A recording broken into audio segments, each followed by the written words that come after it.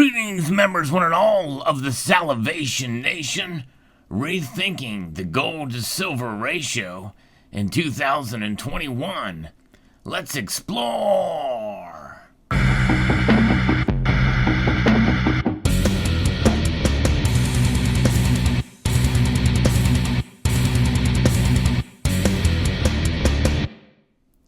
going to be referencing a commentary piece on Kidco, and a lot of it I agree with, but there's some other aspects of it that I pretty much have been thinking about for long before his revelation about this particular aspect of the gold to silver ratio. You know, many people say that the gold to silver ratio is irrelevant because they're both different metals and perform differently, and really there's not enough to be able to peg one against the other. But there are others that say that, hey, there should be a normality in terms of the ratio based off of the mining supply. In fact, the article talks about how silver bugs who pointed to historic highs in the gold to silver ratio as evidence that silver is undervalued. But the gold to silver ratio can't just be as easily revert towards any long-term averages by gold prices falling as the silver price is rising, and that's something that we have certainly seen. He and I actually disagree with the idea that the price ratio between the metals and the natural ratio of gold to silver in the Earth's crust, or what is mined per year, is the real ratio, what it should be. Prices are not really necessarily set by the supply, but are set by supply and demand. And there's other mitigating factors as well that we've talked about ad nauseum on this channel.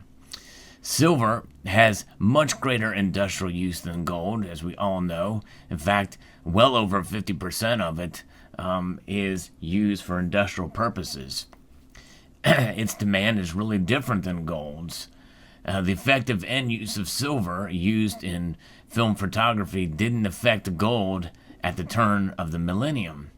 The galloping increase in demand for silver to make photovoltaics, solar panels, doesn't affect gold now. Investment demand between the two is closely related, but industrial demand is not.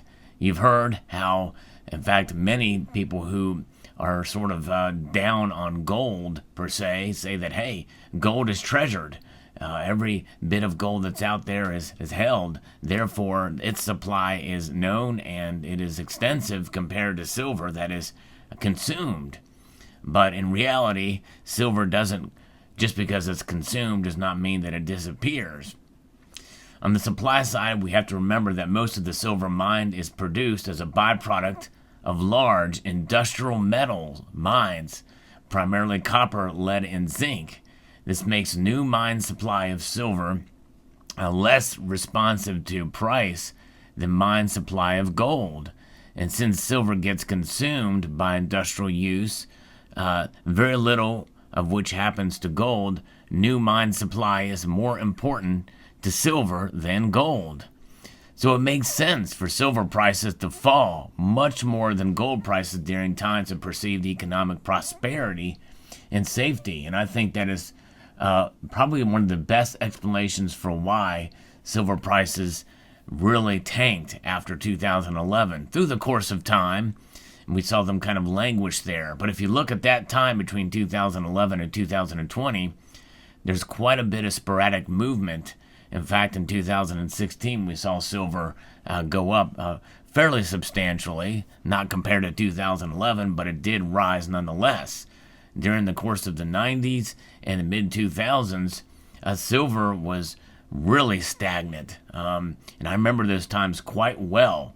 There was not much movement at all. It was very stable, in fact, really, when you think about it in terms of its price and its performance over that period of time. So, silver prices, this gold to silver ratio well above the ratio of the metal's abundance in the Earth's crust and above long-term averages as well. And it is an interesting thing, this gold to silver ratio, and many people do see it as useless as a source of guidance. But I disagree with that, and the author does too. And, there's a lot of volatility for silver. And so that is why I think some people have kind of given up on utilizing it for that source of guidance. But there is something to take into consideration. While the gold to silver ratio itself may offer no useful guidance in and of its own, changes in the ratio do indicate changes in the market for monetary metals. And we've seen that especially through the pandemic times. I mean, take a look back in March of 2020. We saw the ratio go to its highest ever, about 126 to 1, if I recollect. I believe that was the high then. And then it's narrowed down to below 70. In fact, it got down to 64 to 1 in recent months here. So there is quite a bit of movement, and that tells us something. And this is quite interesting to see. That change in the ratio tells us a little bit and can offer us some guidance as we see the ratios kind of narrow at one point in time. So there's an inverse relationship. The big spikes in silver prices coinciding with sharp lows in the ratio makes sense. And this is something that is referenced from Diora Esterlina. And she has talked about this, and the author here kind of is convinced by some of what's going on there, is to see what's how this can play out. And you can utilize this as a way to kind of judge and kind of see where the metal prices are moving, especially silver, because, well, we know that silver is more volatile than gold, and in a sense kind of has been for quite a long time. And so that is the thing to kind of take into account into consideration. I think in many ways, whether we agree with that philosophy or not about using the gold to silver ratio as guidance, I think in the end we kind of do, even if it's sort of subliminally, we kind of take that into account because we justify our purchases of gold or silver based off that ratio, because we're always kind of making comparisons. And though I think many in this community are not against both, and they're not necessarily for both or one or the other in preference, but I do think that those who are and those who are not certainly do pay attention.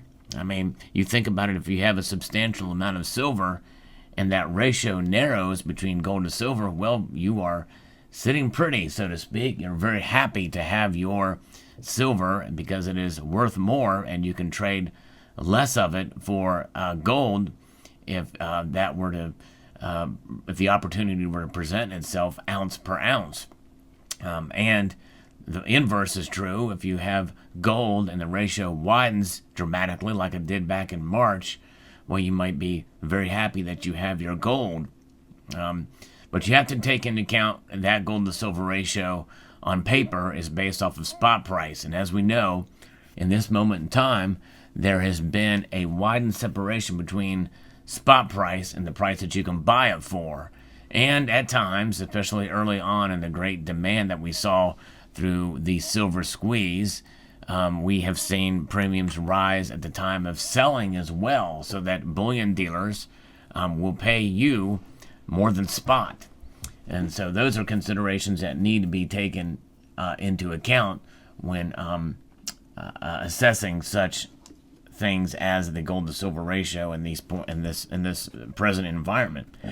And the buying and selling environment really is become volatile in and of itself. What you're going to have certainly play a role and a part in how you transact for gold and silver products out there. But it is interesting indeed. The changes in the ratio in gold to silver can provide some guidance. And apparently, that is something that the author here of this piece missed out on, but it's something that I kind of had been paying attention to and do. But I am one of those that does keep track of, and I look at the gold to silver ratio. I don't dismiss it, even though my translation of it or what it means is probably different than some of you out there.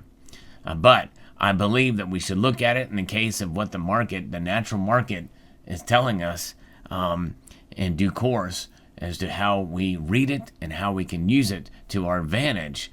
Now, it's a little bit tricky to be able to really make assessments just solely on the gold to changes in the gold to silver ratio. You have to take into account all the other factors that are involved as well too. I think it can really only solidify your decision-making process, or in one way or the other. And so there we go. And I believe that in time we will see the prices for gold and silver to reflect, and I believe the gold to silver ratio will narrow as prices rise up in general. And I believe that we'll see some normalcy there. What is a normal gold to silver ratio? I don't know at this point. It seems to be hovering around the 60 to 70 number, thereabouts. And so we will see and find out in due course. But there you have it. So sometimes it's good to take a step back and to rethink and reevaluate things like the gold to silver ratio. And if you haven't considered it before, it may offer some guidance as you see it narrow or widen in one way or the other. But as you do so, take into account other considerations such as premiums when you make that decision before buying.